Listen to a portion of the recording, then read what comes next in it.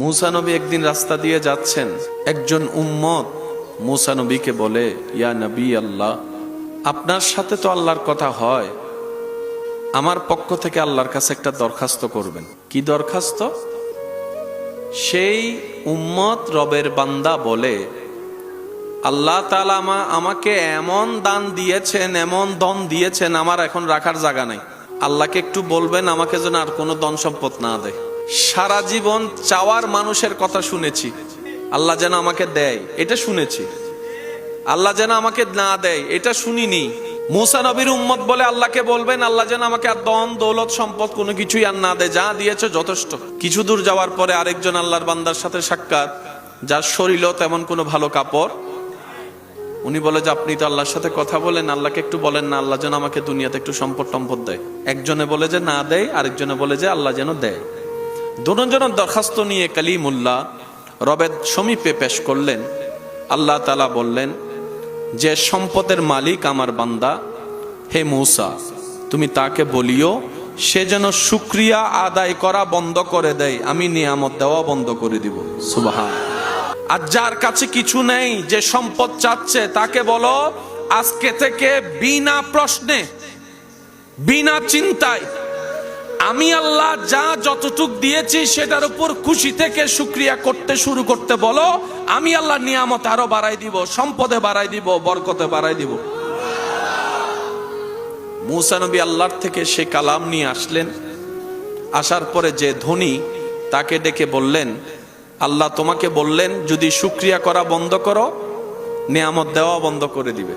সে বান্দা বলে, হে নবী মুসা, এটা আমার পক্ষে করা সম্ভবপর নয়, আল্লাহর শুকরিয়া বন্ধ করা এটা আমি পারবো না।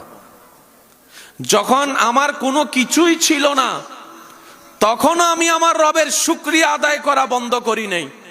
আজকে আমার রব আমাকে এত নিয়ামত দিয়েছে, আমি কোন মুখে রবের শুকরিয়া করা বন্ধ করব? আমি শুকরিয়া বন্ধ করতে পারবো না। বলেন সুবহান। শুকরিয়া এমন একটা নিয়ামত আপনার অল্পটাকে মহা বানায় দিবে। আপনার বিপদে কষ্টে দেখবেন যে আপনার আপন মানুষের চোখও পানি নেই, কিন্তু মুখের কোণার মধ্যে একটা হাসি আপনি খুঁজে পাবেন। আপনার ব্যথায় ব্যথা পাবে না, বরঞ্চ মুস্কি মুস্কি হাসতে পারে, এমন আপন আপনি পাবেন। জীবনে যতদিন বাঁচবেন মনে রাখবেন, অন্তরে বসিয়ে রাখবেন কথাগুলা। এই পৃথিবীতে আপনার আমার আমাদের আপন বলতে আসলে কেউ, সবকিছুই হচ্ছে সময়ের একটা চাহিদা মাত্র। করোনাকালীন সময়ে ডাক্তারের যেরকম চাহিদা ছিল, ডাক্তারের যেরকম মূল্যায়ন সম্মান গুরুত্ব ছিল, করোনা যাওয়ার পরে ওই জিনিসটা তেমন। এটাই হচ্ছে দুনিয়ার আসল বাস্তবতা চিত্র।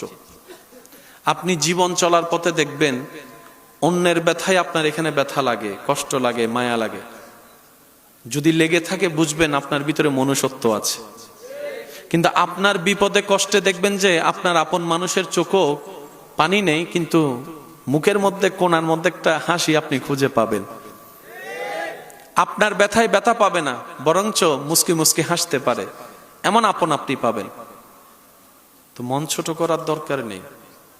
দুনিয়া যখন আপনাকে কষ্ট দেয়, মূলত দুনিয়া বুঝিয়ে দেয় তুই আমার পিছে কেন ঘুরছিস, আমি কারো হই না, আমি কারো হই না, কাউকে ধরা দিই না। হ্যাঁ, যে আমার রবের হয় আমি দুনিয়া তার হই। আমি দুনিয়া কারো কথা শুনি না, আমি দুনিয়া কারো মন মতো চলি না। কিন্তু যে আমার রবকে খুশি করবে, আমার খালিকের গোলামি করবে, আমার মালিকের সন্তুষ্টির সামনে নিজের আমিত্ব সবকিছু বিলীন করে দিবে, আমি দুনিয়া তাকে বন্ধু রূপে গ্রহণ করে নিই। বলেন সুবহান। তা আল্লাহ তাআলা বলে আমার বান্দারে যারে যেটা মন চাই আমি দিব। তোর তো জ্বলার দরকার নাই, তুই তার সাথে নিজেকে তুলনা করিস কেন? সে তার জায়গায় শ্রেষ্ঠ, তুই তোর জায়গায় শ্রেষ্ঠ। বলেন না সুবহানাল্লাহ।